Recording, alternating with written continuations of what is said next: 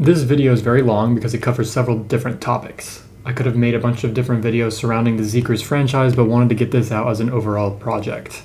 This took much longer than I expected, but it was definitely a passion project. In the bio of the video, I will have timestamps separating the video into parts because the chapter system doesn't work very well.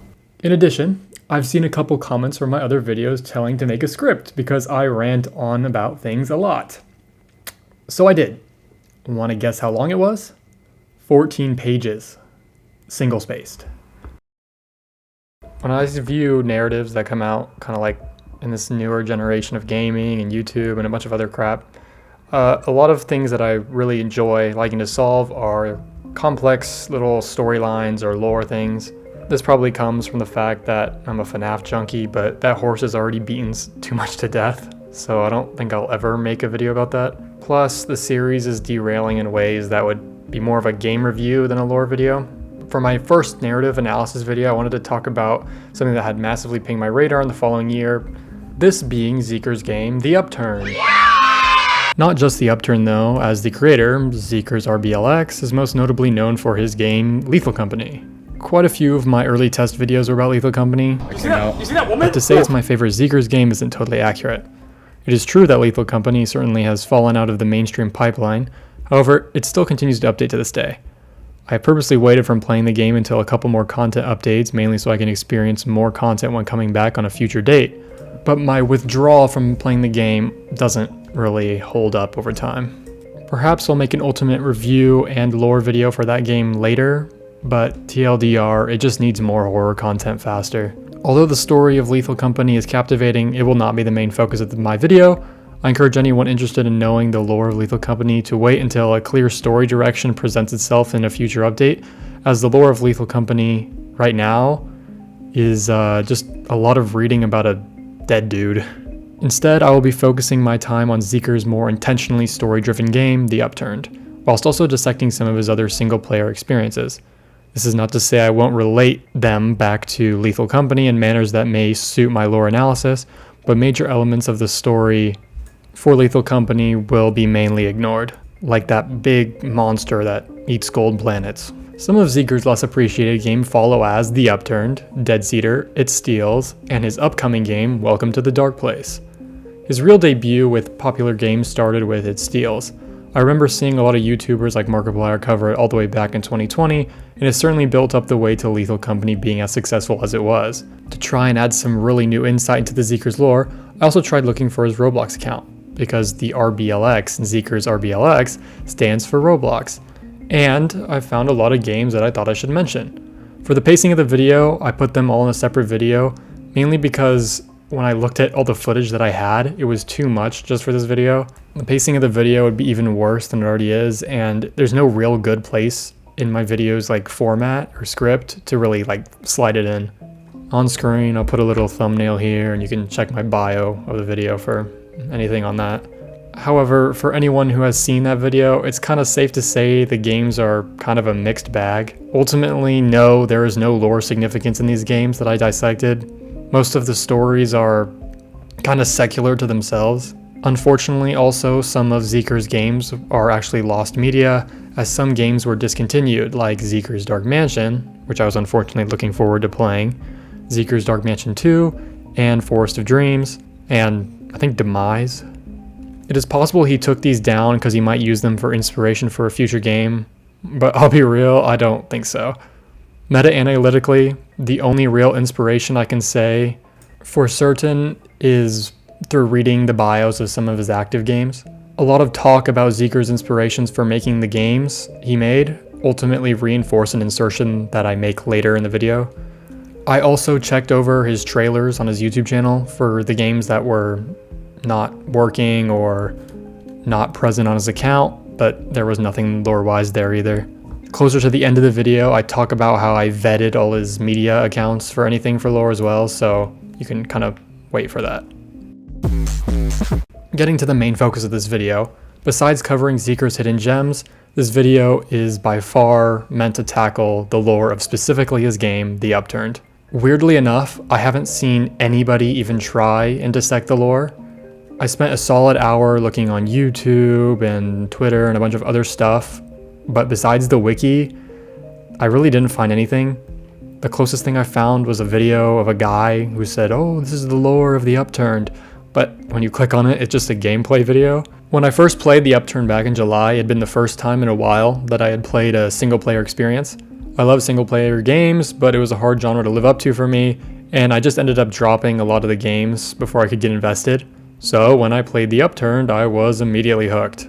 The gameplay is very simple, taking an elevator up floor to floor, finding circuit boards to repower the broken elevator.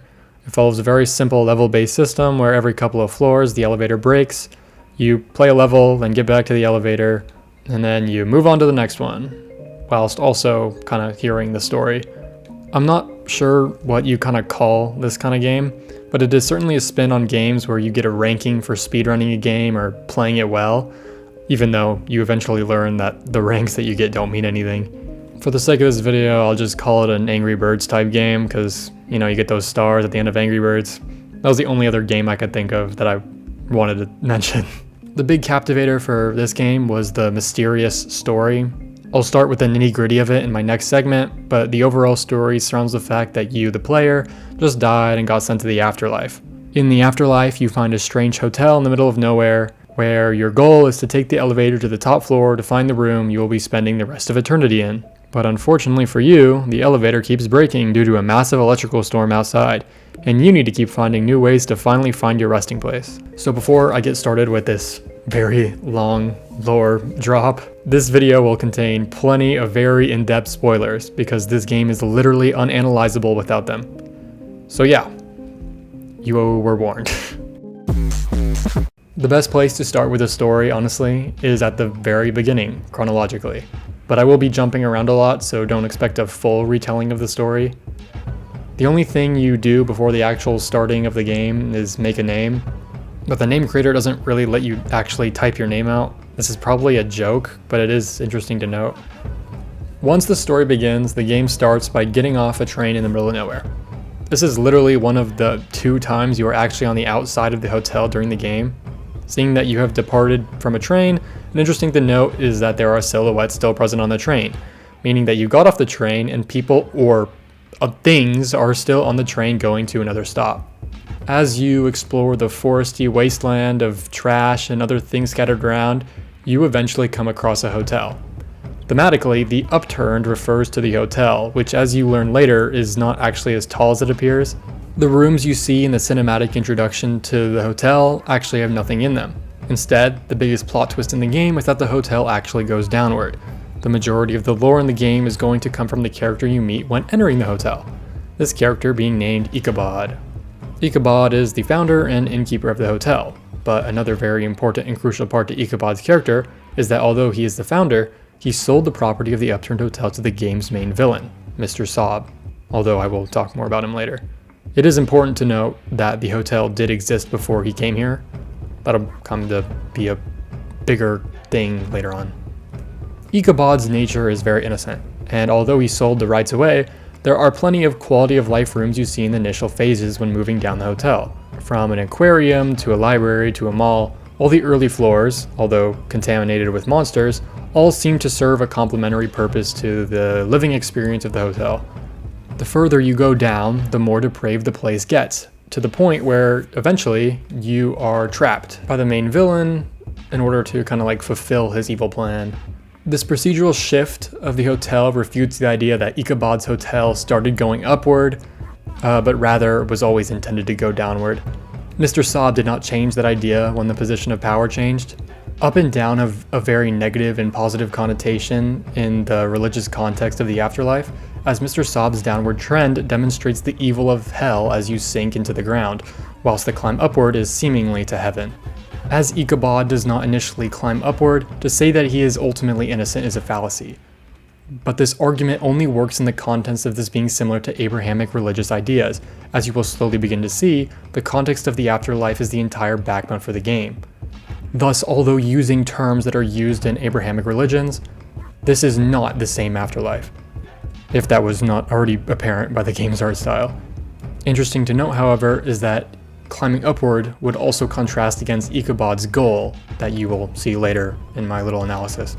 Being introduced to Ikabod and slowly bonding with him, it is important to note that a lot of what he says is also made in a joking manner. Each of Zeekerss' games are not fully grounded only in a deep, thoughtful story, but his games are his passion projects. One of his passions being his humorous tendencies. In the bio of the games, he describes the Upturned as a non-horror game, one that is appealing and energetic, not disgusting and exhausting. He still lets the player view it as a horror game, because a lot of instances in the game will jump scare you or scare you in some fashion, but the way you are to approach the game is more focused on the narrative than it is around the scare.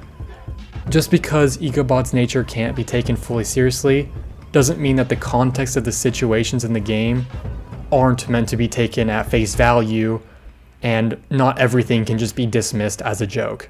An example of this is the fact that the technology that Ikabod obtains doesn't really tend to make any sense in the context of how they are made. The way they work can generally just be disregarded as magic or supernatural abilities that don't really need an explanation scientifically necessarily. Just because Ike can get things like a working metal detector without it really making any sense on how it works doesn't ruin the overarching narrative. With this established, getting back on track to the narrative, another major element of the story is the gradually continued raging storm, which slowly grows bigger and more problematic to the hotel. This force seems to be what ultimately the story revolves around, with it being the big obstacle the player needs to overcome. Its true nature, however, is quite different. Another major element of the story is that all the living things in the afterlife seem to be made of ash. Our character, Ikabod, the crows, shrimp, the mannequins, chompers, Pajama Man, the hands, Mr. Ballin, etc., are all made of ash. It just so happens that a lot of the things in the hotel and its surroundings are also made of ash. Ash is seemingly the ultimate construct of everything in the afterlife. This will slowly be more clear later as I talk more about it, but ash in general seems to resemble the souls of people or things in the real world, of which have transferred over to the afterlife. I know I just briefly mentioned the real world, but that will be talked about later. It is also important to note that Mr. Sob's ultimate trick in the hotel is turning the people that come to it into parts of the hotel in order to perpetuate a deal he made with Ikabod. This deal, kind of inciting everything in the story, claims that the hotel will continue to exist indefinitely as long as Mr. Sob is allowed to take complete control. Everything we see in the hotel, from the glass panes to props, are all based on transfigured parts of ash. Most of the monsters, like the mother slug, also seem to be the accumulation of this ash, even though they have a discoloration. I'm guessing this transfiguration is also just a magical property, because I don't really know how you turn ash into something like a colorful painting or a metal detector. The way that he does trick people into becoming these things, though, is that he leads them all the way to their hotel room, where then he in turn kind of just torches them alive. Once they're melted down, he just kind of turns them into whatever he wants, really. One thing that I find very clever is that Zeekerss makes the player the first new room on the newest floor, as not to hint on how many people are generally populating each floor. Considering the initial impression is that all of humanity comes here, as Ikabod states that he has a file for everybody, when analyzing the afterlife, millions would need to populate each floor, assuming that it is anything like the real world that we live in, as terms like Earth are used, although the idea that everybody comes here will be debunked later on. Unique characters like Pajama Man, Shrimp, and Mr. Ballin are initially of unclear configuration. Whether they are also a conglomeration of souls is never directly stated, but the general inclination is that unique characters are one of a kind and therefore not conglomerations of souls. Unfortunately for these three, I have some refutation specifically for them. For example, Pajama Man is a very unique character, but his unjustified hostility generally seems to be an indicator that he is a conglomeration of souls. Mr. Sob also admits that his conglomerations don't have the ability to speak English, and he takes great pride in the fact that nothing in the hotel can really escape his reign, and ultimately nobody besides Ikabod is capable of language. For Mr. Ballin, his non-ashy exterior seems to indicate that he is merely a special conglomeration, that somehow the coloration of things like the paintings was transferred to him, but it is noted that he is specifically one of a kind. He also inherits Pajama Man's kind of aggression, but he is docile the first time you meet him. Shrimp is probably the most controversial in this case. My assertion is that unfortunately he is also a conglomeration. This is because he is especially noted not to be able to communicate via language. One catch to this could be the fact that Shrimp went insane being stuck in solitary confinement for so long, but I have one other refutation that I'll mention later that is kinda key to how you understand the story later on. The nature of his character is very significant, especially considering his fate at the end of the game. Focusing back on Ikabod, the more we progress through the hotel, the more we learn about him. Through his dialogue, he slowly reveals more and more about the condition of the player, the condition of the hotel, and the condition of his own past. Although a broad summary of what he tells the player, he was born in 1981 and died in 1996, dying at the age of 15. I would talk about how he died, but it seems to be purposefully uncredible because depending on what you respond to him, he tells you different facts about how he died, which none really add up. As he rambles on about the never-ending tragedy of his death, he gives different responses depending on your options, as if he was purposefully lying to you. But one thing I find particularly credible is his age. The way in which he acts doesn't seem very stereotypically mature. His visions and goals are undiluted and he is very passionate, but also very irrational. This irrationality is used for humor, but it is also used for narrative significance. Kind of like the saying that he is a starry-eyed kid, Mr. Sob in turn decides to call him an inane child.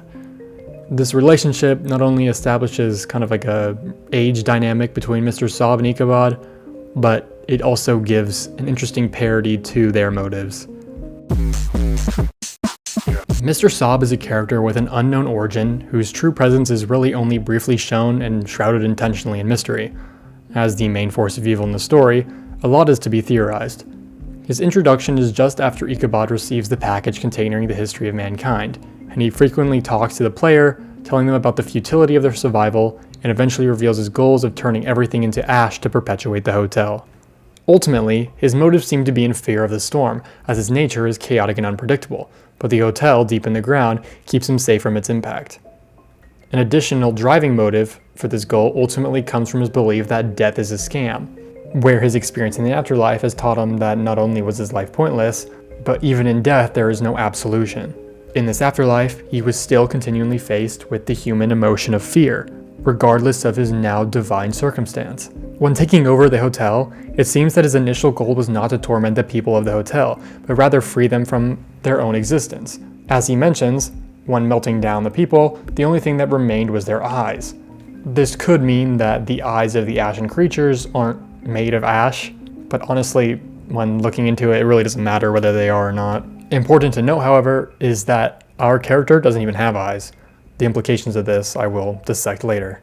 Most of this analysis kind of comes directly from his ending monologue. For example, he curses the storm, as its chaos is generally what frees the player from their circumstance. Trying to play on the player's emotions, he tries several persuasion tactics to bring them back before really saying that death is a scam. He claims that he can never treat anyone fully, and that no one really dies in the afterlife. He can never close their eyes, but he can mash them into dust. But those beady white pearls always remain.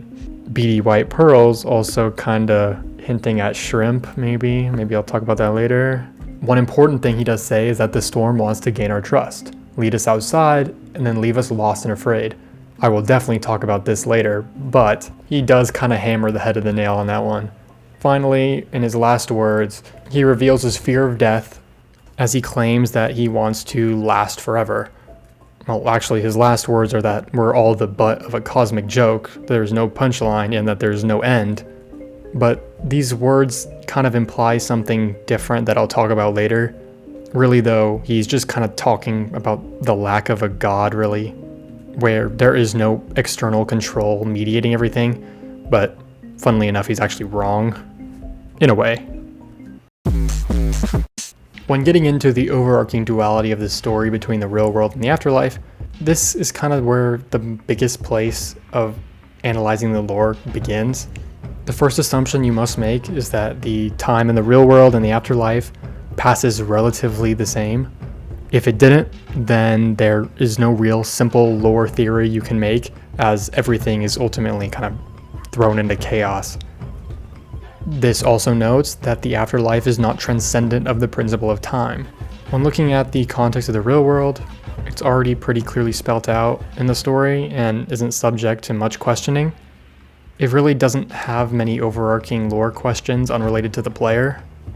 For clarity, I will describe the events of the real story as depicted by the complete historic database mentioned by Ikabod. This is mainly just so people can get the general gist of the idea, although it doesn't mean too much. Throughout the story, Ikabod feeds the player information about how they died, and through this explanation he slowly feeds us information about what happened. He does this all via the complete historic database, which I will be talking heavily about later. So get prepped, this is kind of story time. The first real connection Ikabod makes after the painfully long time of making the book usable is about the global pandemic. This global pandemic is referring to 2020, around the time the game was made. I'm gonna kind of stray away from that just in case YouTube's watching. The player does reject dying from that. Next, in 2026, all the nations band together to achieve world peace, increasing technological advancement, including weird fascination with helicopters. This includes a lot of helicopter fatalities, but the player does reject dying from that. In 2035, humans gain the ability to augment their bodies like superheroes. In April of 2037, the human race became aware of a meteor that would collide in a year and 3 months. In the similar sentence, it is revealed that the player dies in 2039, but there's still a lot of story before we get there. The human population decided to make a nuke called Big Boy to destroy the meteor coming to Earth. This nuke was powered by quantum AI and a nuclear power plant double the size of Australia. Then there was a spontaneous solar flare by the sun right as the nuke was almost ready. This crashed all the satellites and electronics in space like a massive EMP, but in the end didn't result to much as the nuclear power plant was unaffected. Then there was a volcano and a magnitude 12 earthquake. Then a distant star shot a gamma ray through the atmosphere, burning it up. And then Big Boy exploded, making the Earth split in two. But through all that, the player rejects dying from it. The humans, of course, were prepared for all of this apparently, building an underground city. But then hungry life forms attacked inside of that underground city, trying to eat the humans. Again, the player rejects dying from that. Then a second meteor unexpectedly hits Earth. The player survives that. The Earth was then split into 3 pieces somehow, even though it was already split into 2, where one of them flew into the sun, but the player survives that. By this time, only 9 humans are left alive, one of them being our player, I suppose. But then, super anticlimactically, the player just spontaneously explodes. Literally, that's what it says. The player dies from spontaneous combustion. Real climactic. One thing to note, though, is that the other 8 humans that were with us are left unmentioned. It is possible that they could have reproduced and continued humanity after our death, but it is never officially stated. Psych, I lied. Eventually, they all got down to 3 people, where 2 of them fought over a bag of chips and turned into murder, which they both killed each other, and then the last one tripped and fell and died. Yeah, even less climactic. By then, the human race was over. Dissecting the events of the real world in relation to the afterlife is more a meaning of the Upturned kind of video, which maybe I'll do another time. TLDR, it's kind of about loneliness and facing the complicated interactions of the human world whilst dealing with the nature of impending chaos. However, standalone, the real world story doesn't take itself very seriously. I think ultimately this story serves no real value besides determining the credibility of Ikabod himself. If I were to determine the legitimacy of the story, the phrasing Ikabod makes does accurately seem to depict that this story has some timeline significance, as even beyond the story, Ikabod mentions the fact that he has been managing the hotel for the sum of 40 years. This timeline does kind of match up where we are now and when he died, and I really don't think he's smart enough to lie that well. But some events seem just too made up. It almost feels like a really big cover-up, which I'll talk about really close to the end of this video. Okay, This is kind of the part I've been looking forward to. Moving on to the Afterlife is where I believe the biggest lore drop assumption this video is going to be. The Afterlife is extremely unknown. As I mentioned before, there are only 2 instances of actually being outside the hotel. Looking at it at face value, we know that stuff exists beyond the hotel. If there are people on the train, there seems to be a more complex dynamic of some sort of next stop that some people get to go to while others don't. What exists that far away is never really stated though, so it can only be speculated. However, the world near the hotel is actually pretty well documented. It is important to note that the Upturned Hotel did not always exist, being created by Ikabod after his death and the arrival into the afterlife, managing it for 40 years until our player's death. The world before Ikabod made the hotel was ultimately just a bunch of people trapped together with a bunch of random materials kind of scattered around. At the end of the game, Ikabod also describes what he sees, seeing things cemented in the dirt that, according to him, have been there for at least 100 years, thus being not only before the hotel, but being before Ikabod even came here. Thus, a world before the hotel must have existed. Once the hotel was created, however, people then began to flock to it. One important timeline question that is posed is that if, following the timeline of what happens in the real world, after our death, there will be a couple more arrivals to the hotel. At most, 8, according to Ikabod. This would then mean that Ikabod is not only communicating to us in the story, he would also not refer to us as the last kind of visitor to his hotel. Ikabod, in the ending of the game, once he leaves the hotel and the first time since the hotel's inception, sees the landscape and talks about the destruction of the things there. One thing I purposefully didn't mention at the beginning of the game is when we arrive there are actually a couple things on the path of the hotel, which are actually gone at the ending of the game. One interesting thing to note is that there seems to be some sort of shack out here, which seems to be actively used by someone. This has unclear lore implications, but it does make an interesting connection to a character that's only mentioned later on in the story. Unfortunately, by now, it has blown away by the strong storm. Since that has been 40 years since the last strong storm, according to Ikabod, it can be logically asserted that at minimum, this shack was used within this time frame. Thus, Ikabod is not the owner of this shack, as he has not really actively left since, the hotel's inception. I think it's fair to assert that most of the stuff out here could have just been debris from the hotel, but one thing of pretty special notability is the lampposts. Being one of the very few things that remains at the very end of the game with the weird concrete tube and the fences, these lampposts have unknown origins, but lead to the hotel, which I believe imply a pre-Sob era of the hotel, especially considering Mr. Sob is all about his darkness and his, evilness at the bottom of the hotel. These items also have very big connection to probably the most important character of the game, which holds great context to how I think the story of this game is meant to be interpreted. Before getting to that though, another piece of evidence that I want to bring up is that Ikabod constantly talks about how he orders things for the hotel. He accesses the internet, goes on the deep web, and does a bunch of weird, kooky stuff. Although this can be interpreted as lies to potentially cover up the tragedy of the hotel, potentially like how he ordered metal detectors, even though they could just be made of, the ashen remains of the people that Mr. Sob tortured. One order that is specifically outside the hotel is the complete historic database. In a scene that is massively overlooked, Ikabod receives a package from a crow-dog hybrid beast that breaks into the lobby of the hotel through the window. Since the introduction of Mr. Sob is right after this encounter, I think a lot of players just kind of really forget the encounter, potentially even associating Mr. Sob with this weird dog crow thing. But this doesn't make any sense. Mr. Sob's profile is shown at the end of the game to be a weird skull-like creature, and Ikabod knows what Mr. Sob looks like. Ikabod talks about this drooling crow beast in a very strange manner. Its presence is almost supernatural.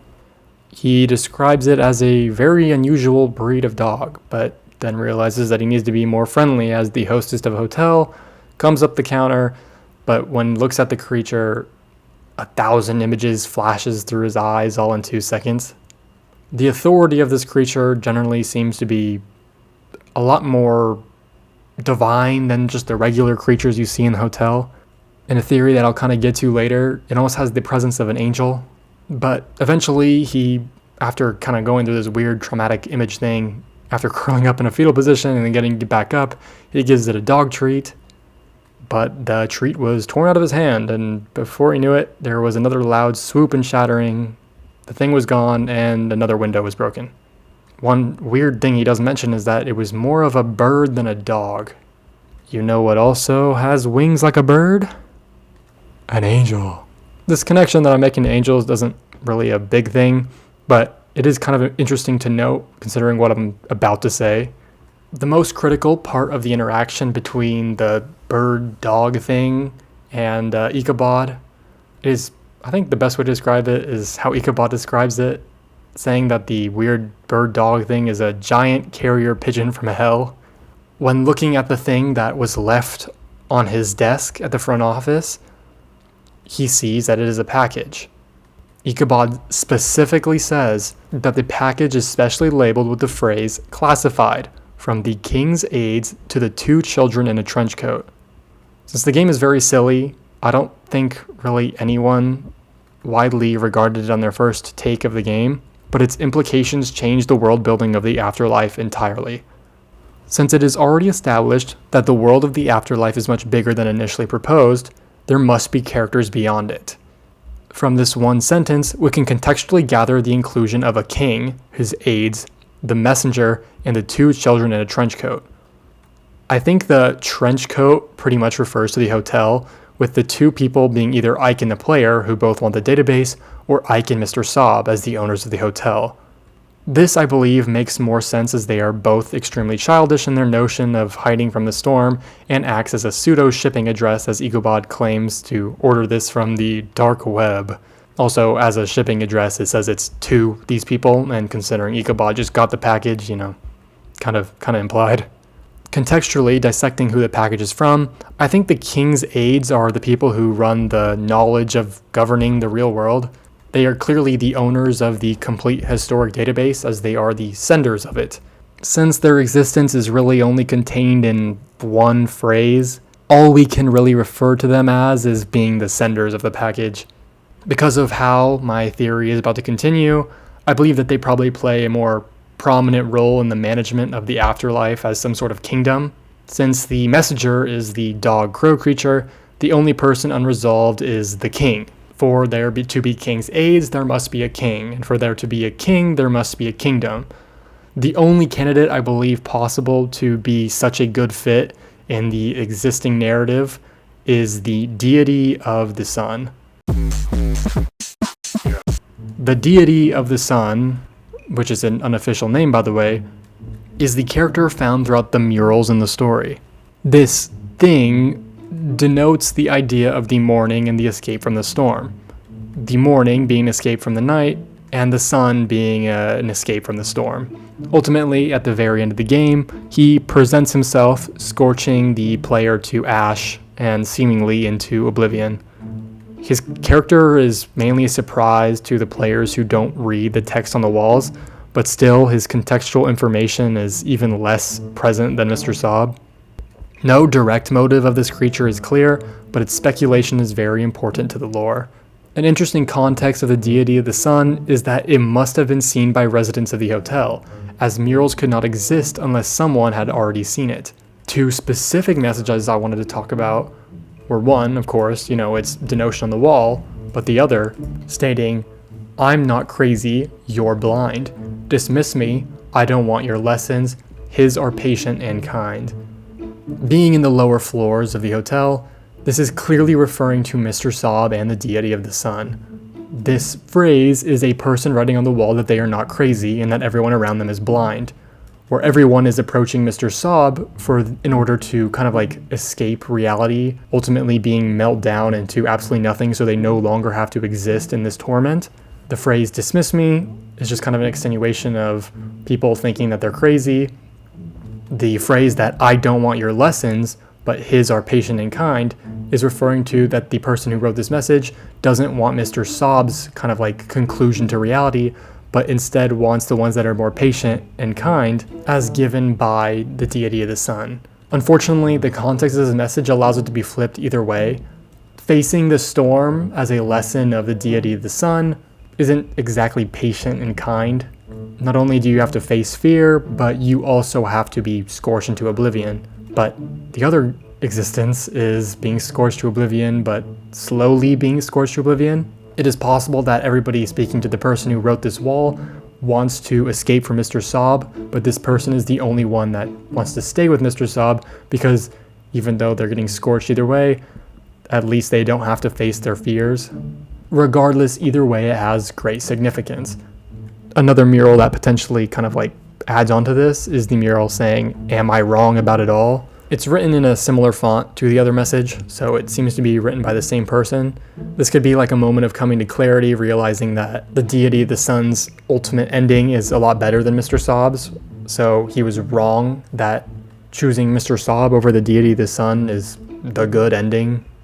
The final mural stating that stories don't end like this. This is kind of a more blanket statement, but it just talks about how being trapped like this in this horrible condition is not a good ending to the life of whoever was writing this. A final note of who the king may be is a kind of one-off mentioned character called the Artist. Whether the Artist is the deity of the sun is honestly undecipherable, but in the level Ike's art gallery on floor 250, Ike explains that all the art on the walls came from an unknown character who lived in the woods and posted art pieces on the trees. Contextually, this character must have familiarity with the forest or a desire to stay in it rather than the hotel which Ikabod was creating. Ikabod claims that he got all these paintings when the hotel was being founded, but he was too scared to go too far out to get more paintings. This implies that even though the artist was out there, he was not being absolved by the sun by facing his fears. This generally gives him like a blanket existence of maybe a little higher authority in the story. Something that is kind of weird of note is that the art gallery exists on the same floor that Ikabod is discussing getting the package of the complete historic database. Even weirder is that in a secret room of the art gallery, Ikabod discusses the contents of 4 hidden paintings. Being a weird white and black mixture on the canvas, it almost feels, in the context of what Ikabod is saying, that the contents of the canvas are the ash of people from the afterlife. Fearing moving too far into the forest, Ikabod eventually stops getting the paintings once they come to this nature. This all but confirms that the paintings are people who were burnt by the sun. Personally, I believe this hints at one of 2 things. At the very beginning of the game, when you come to the forest, by looking at the side pass, the traveler, your character, if I haven't already mentioned that, exclaims hearing a banshee-like scream coming from the forest. It is possible that this is the artist. As Ikabod fears the artist, it's a very scary scream, but I find it equally possible for this to be the deity of the sun. I think the utmost connection you can draw between the two is that if the deity of the sun has powers much greater than the stereotypical person coming to the afterlife, aka like his sun powers, the abilities of the artist must also be taken into account. Most of the paintings on the floor depict major elements of the story or some abstract, unspecific art. Although art is subjective, I think the abstract ones are intended to depict kind of like people's souls. More specific art pieces like Walls and Lost Ticket describe greater concepts in relation to the story.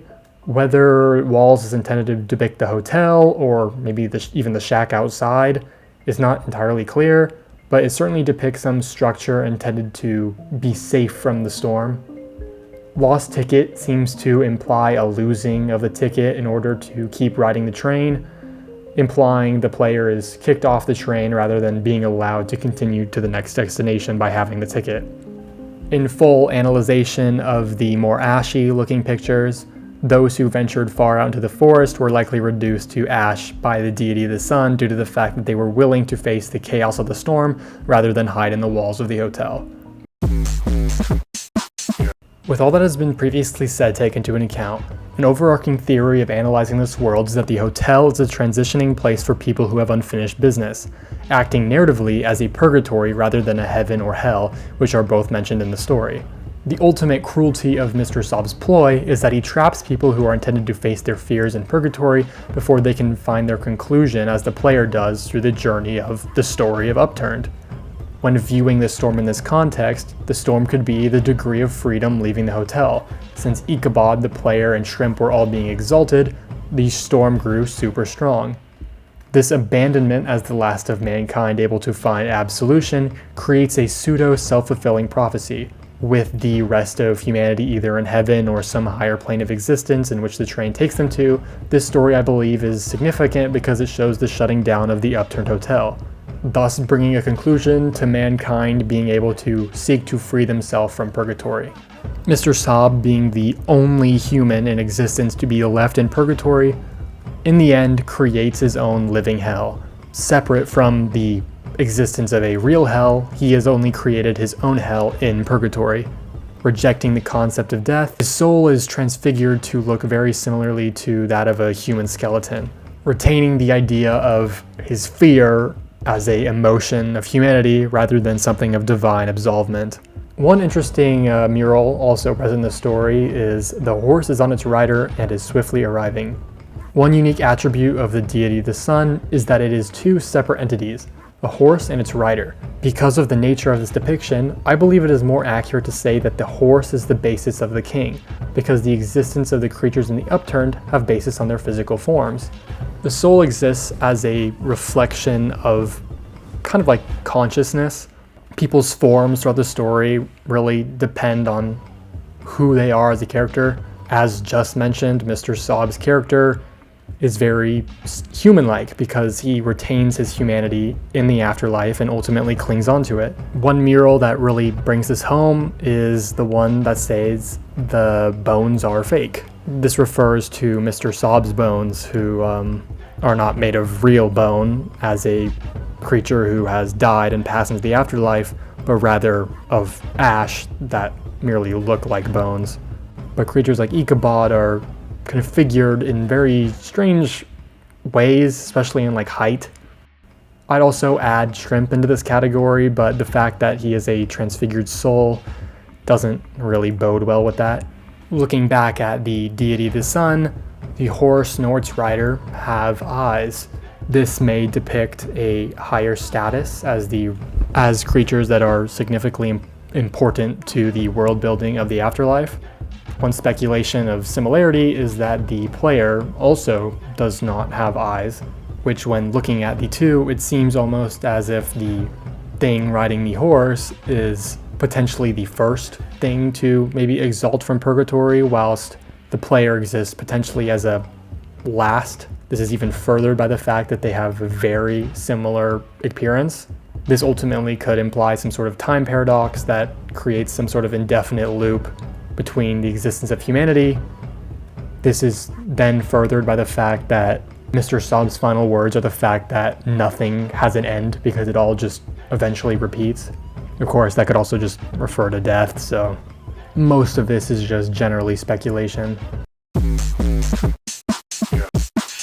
Surprisingly, there are characters that exist beyond the context of the game's mechanics.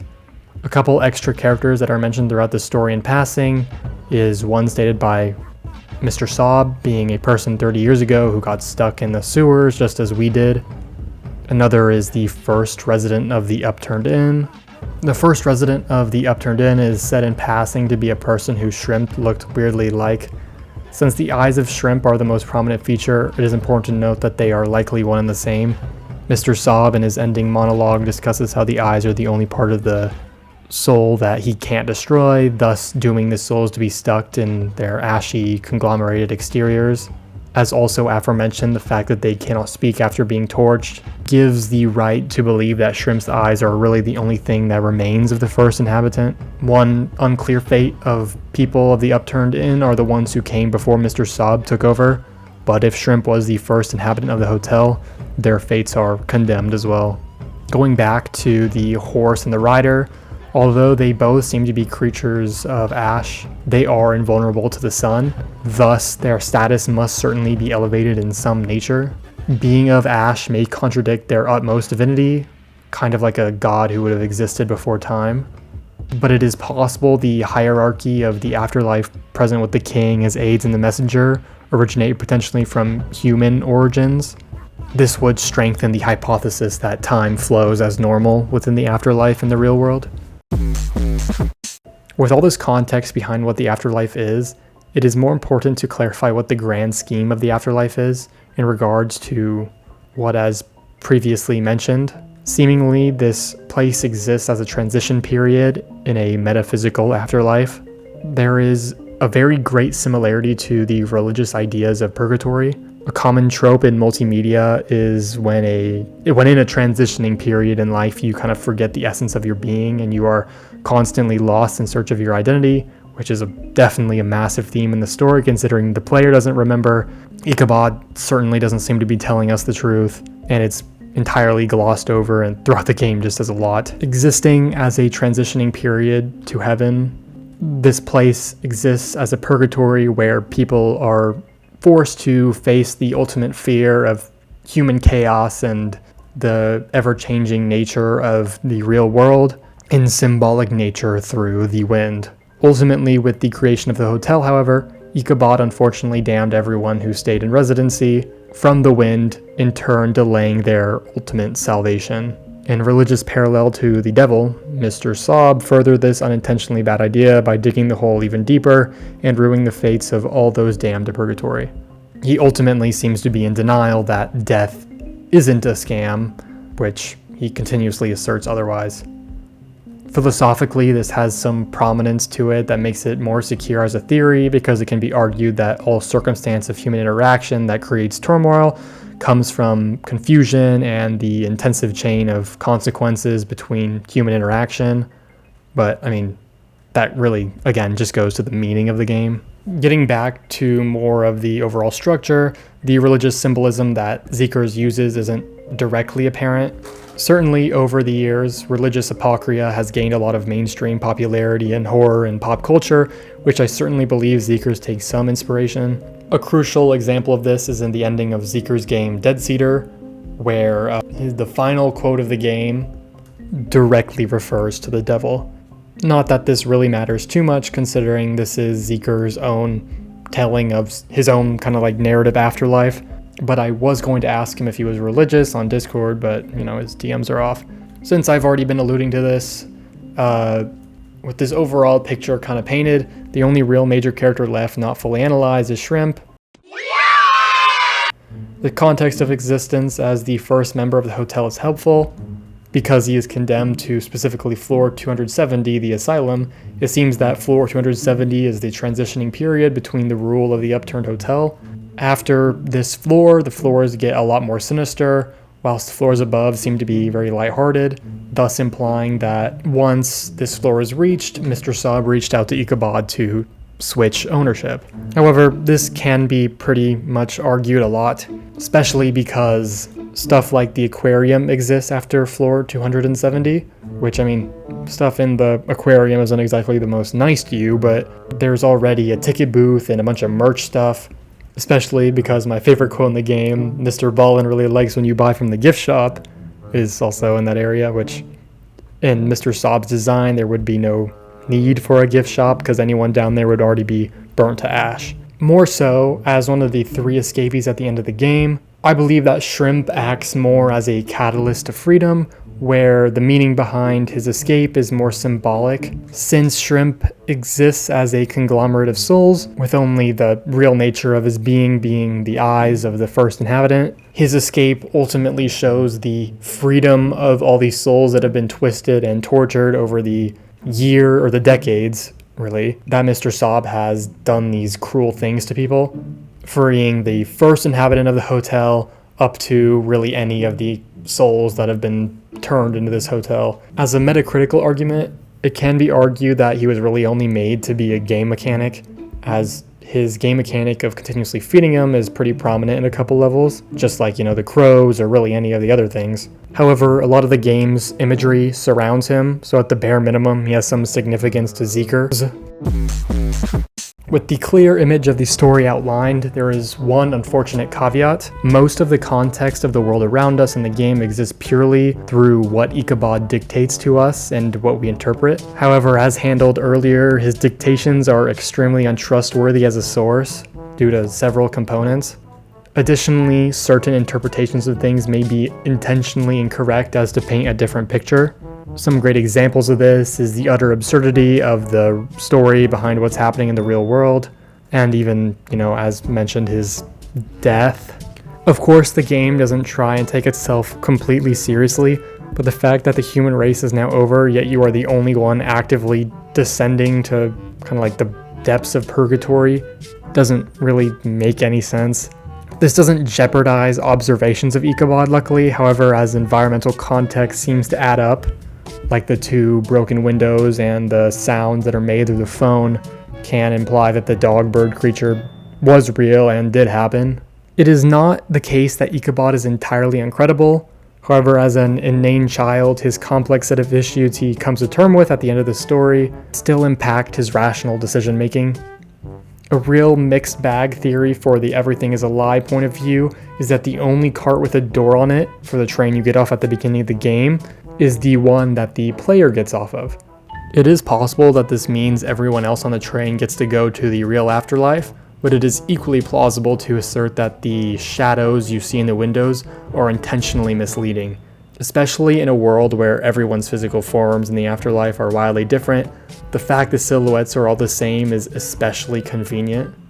On top of that, considering the exhaustion from purgatory means combusting into utter nothingness, unless escape from purgatory means the destruction of the soul or reincarnation, it seems unlikely that the real afterlife is a physical place in the same realm of purgatory. Thus, the train would not be able to go there, physically at least. Maybe it blows up off screen or something. Thinking like this, however, kind of ruins the idea of a theory though. Through this skepticism that everything is a lie, it really only seems that this story follows a path of people fearing an unknown threat in an unknown world, which doesn't really make a good lore video. Overall, that kind of really pushes me to my final conclusion of the entire lore of the game. Before I make the final lore conclusion though, some additional things I found very significant, interestingly, were a couple of questions that I had. Hitting with a home run that kind of leads me down a very big rant to the other games and Zeekerss franchises are if the bonus levels are canon. Narratively, it doesn't really make a whole lot of sense, but it isn't really explicitly stated otherwise. The only real hint of this is that at the very end of the game, Zeekerss' only comment is that once you beat them all, you don't get an achievement. Dissecting the contents of the levels, they don't have anything that would necessarily ruin any of the plot lines, but certainly raise for some strange questions.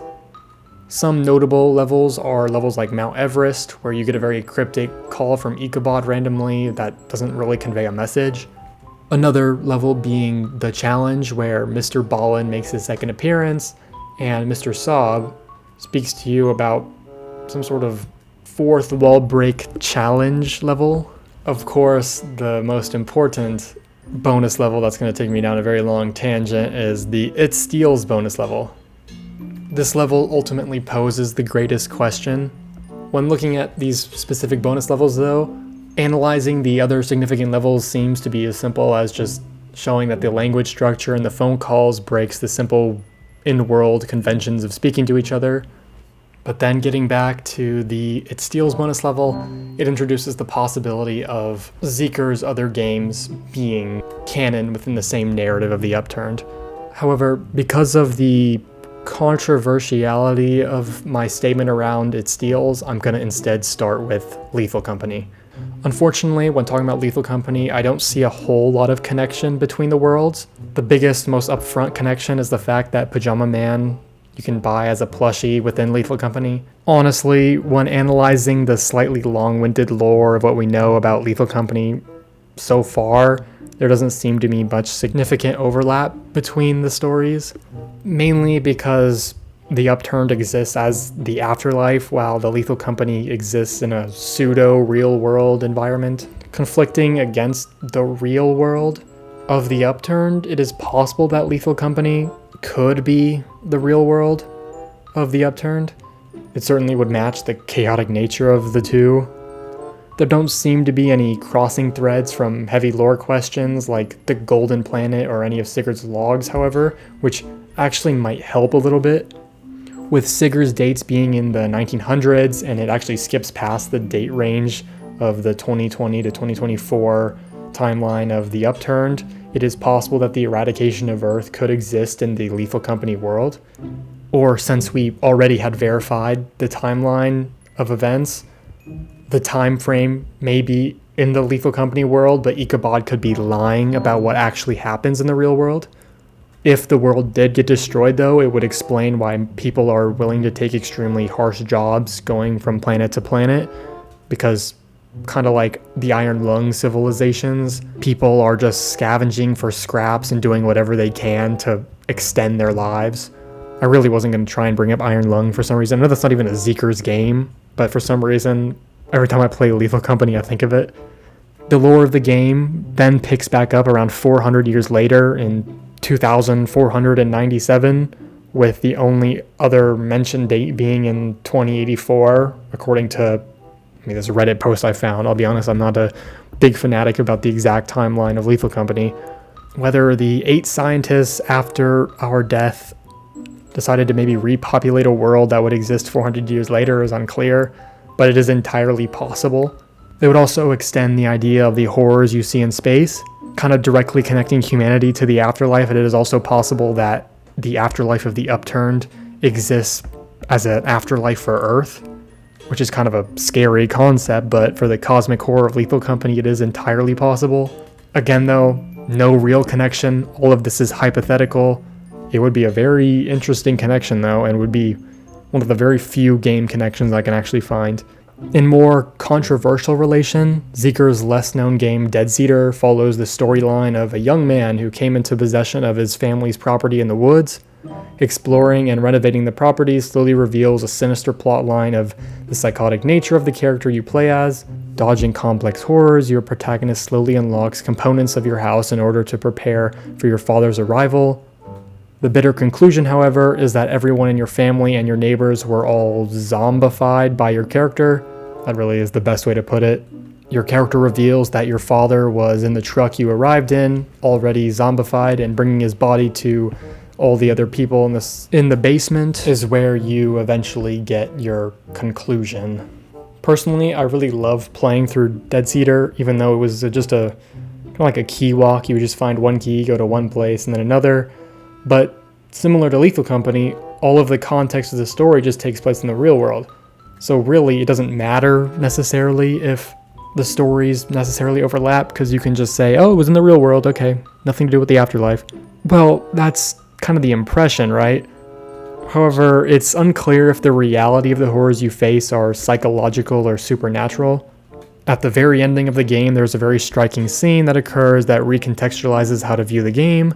The main character has to deal with the ultimate damnation for the actions that they kind of committed. It is clear this force, being supernatural, is able to transcend the confines of how the normal world is viewed, thus kind of almost breaking the fourth wall in a way, as it reaches kind of over the screen and like grabs it. I don't know, very cool scene. Although it is seemingly a religious damnation due to the text at the end credits kind of implying this, it is possible that this could be some sort of element of Zeekerss' afterlife world building. It could be that this hand brought the player of Dead Cedar either to some sort of hell that has been untouched in the Upturned's franchise, or could even be maybe the player of the Upturned, assuming that Ikabod's story of us is also a lie. In the end, though, just like Lethal Company, there is no real direct connection, which contradicts each other, but does pose a theological problem of whether there is absolvement beyond death, if it is connected somehow. Finally, the game that kind of kick-started this tangent being It Steals. The intended story of this game is so cryptic that honestly, I couldn't draw a single connection. Its presence within the Upturned Hotel is fascinating, but I think ultimately when comparing the story, it is already unclear where you are, who you are, and what your goal is. Ultimately, the player doesn't even succeed in some objective, and the cryptid scenes really only hint of this being some sort of prison that you really want to escape, but the monsters are keeping you there.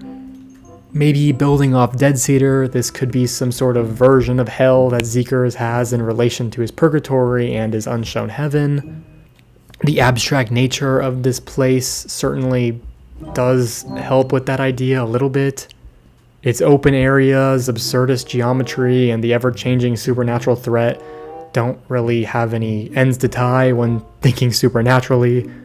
But any conclusions I could really draw from the game ultimately would just be even more theoretical than the other two, and basing theory on top of theory doesn't really give much of a satisfactory conclusion. If anything comes to mind about this game, I'll potentially make an update video, especially if there are any remarks in like the comments, if you guys have something to say, I don't know. I'm really not trying to make this a mainstream video because it's more of a passion project than a, hey guys, look at this clickbait YouTube video. Still being in the topic of interesting questions though, I know I didn't forget. Some other things I wanted to bring up were, how many fourth wall breaks do you think are in the game? This could be a very wrong statistic, but not including the bonus levels, I counted 2. One being in the little painting area. A lot of the paintings are kind of, they're not really even story related, just some are about, I feel like Zeekerss, like the fox, and the weird plantain drawing. Both of those paintings just kind of, they're very clearly not meant to be like, oh yeah, let's analyze this for lore. Because if I have to bring up another character, like the fox being in the story, then I have a whole nother problem on my hand.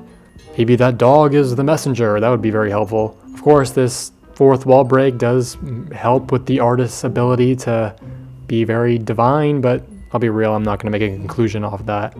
The other fourth wall break is very interesting, actually. It's around the time when you're letting the bird pick your head so you can get a little parachute to slowly glide down to the next area. Ikabod mentions to you that if you are not concussed and have at least 10 health points, the crow will see you as worthy and take perch on your hat. Honestly, don't really like when games do this, but this kind of shows that Ikabod has some conscious of the idea of what a health point is. If you already thought he was uncredible, this just makes him even more uncredible. Cause like, bro, how do you know what this is? So back to just other general interesting things, some things I kind of wanted to rapid fire. One, Ikabod's name is religious. I'm not gonna really go into it because I really don't care what it is. And the spelling is slightly different, but it is kind of important to know. Ooh, religious apocrypha. Another thing is that a lot of messages throughout the game are highlighted in gold.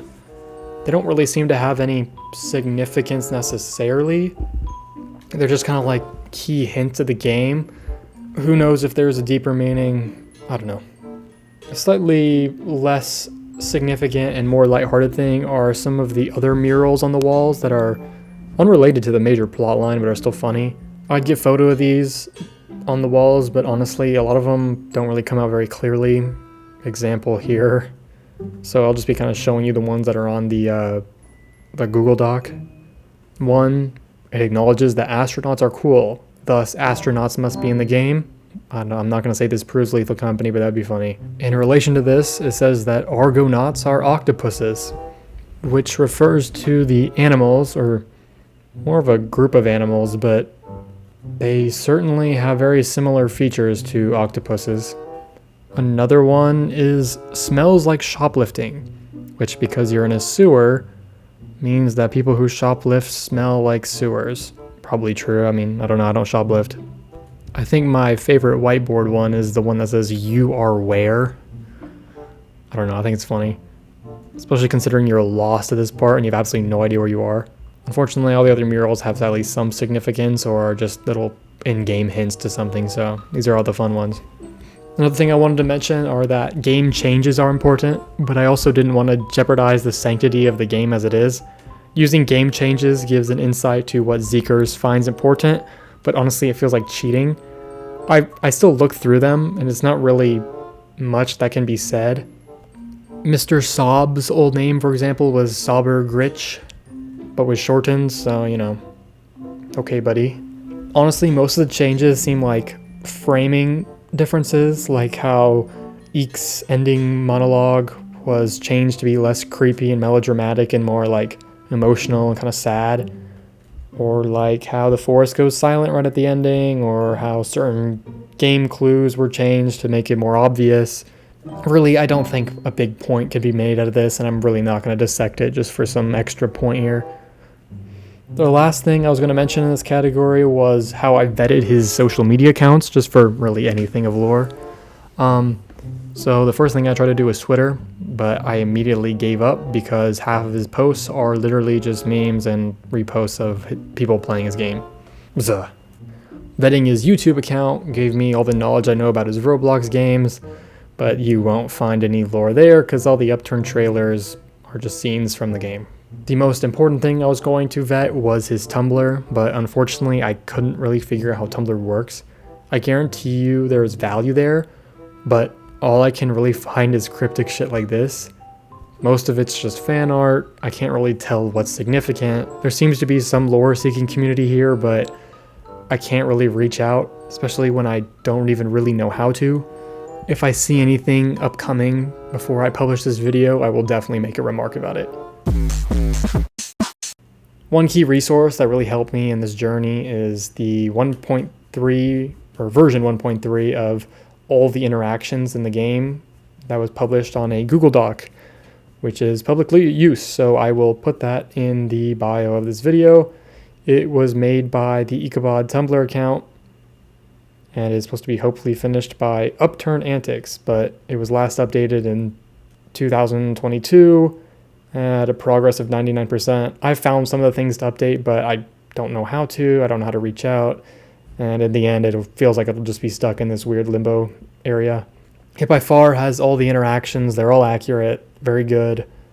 You will see me post it a couple times around the video, photos of the document rather than photos of the in-game messages, just because it's so much easier to get those, and it's just more reliable of a source to see in context of future messages without slowly pacing the video.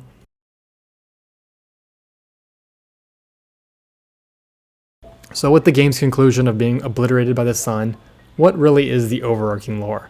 I know this video has a lot of different stops that dump continuous information over and over again without giving you guys a real clear picture, so I thought I'd just paint that all here now in an absolute summary instead of having a conclusion of, I don't know, some melodramatic conclusion, right?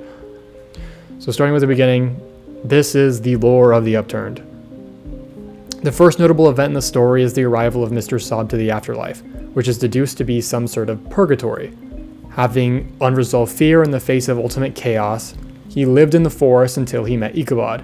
Ikabod, also having unresolved fear, came to purgatory and decided to innovate rather than being stuck in the storm. Thus, he created the Upturned Hotel. In a world of purgatory, the people who lived in the woods nearby all decided to flock toward it, abandoning their existing ecosystems of coping with the storm. Whether they all flocked because of the lampposts or the fact that the building's an extremely tall beacon, they all left behind the things they had already made for a safe room inside of the hotel. This system of purgatory eventually just became the only thing that was known for purgatory, so everybody went through the steps of coming here rather than finding absolution.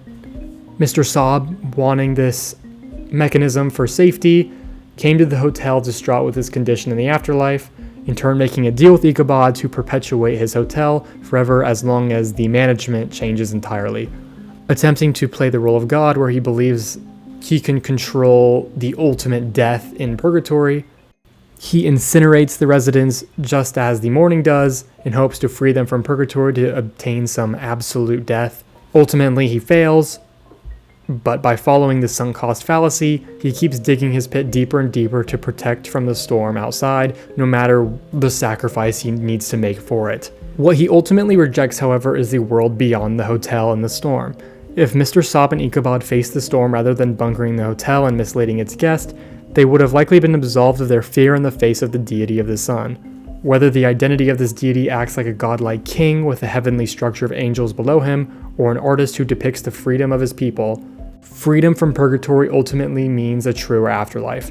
Purgatory is merely just a stop on the train ride to this truer afterlife. By changing the contents of your being and how you perceive the world around you, you ultimately gain a spot in a heavenly afterlife. Though this leaves room for a potential time paradox, continuously looping the events of human history, and the reverse of heaven being hell, many questions still exist. But even through the unknown contents of the story, a truer existence presents itself for all the inhabitants. Ultimately, what makes the story of the Upturned so captivating and significant is that it marks the closing of this stage of the process of the afterlife.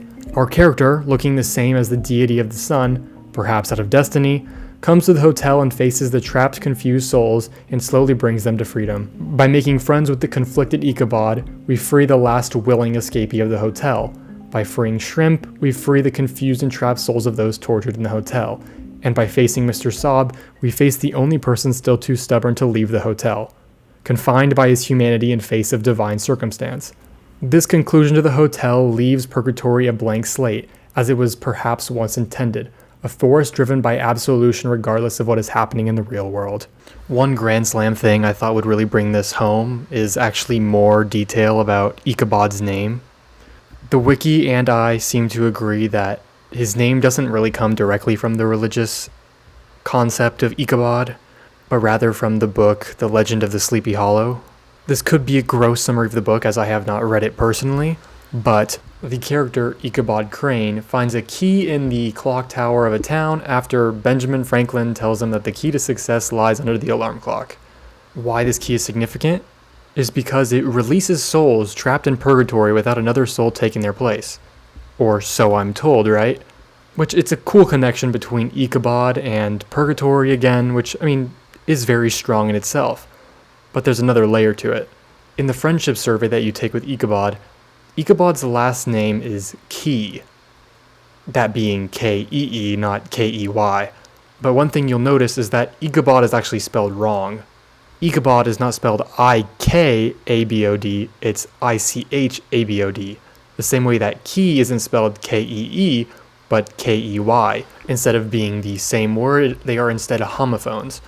One more little trinkle on top of this is because of how the name creator works at the beginning of the game, it is entirely possible that Ikabod's name follows a similar structure. When looking at both of the words in Ikabod's name, the IK and Ikabod are the first two characters in the name Ikabod, which are also the only first two characters that the character is allowed to use at the very start of the game.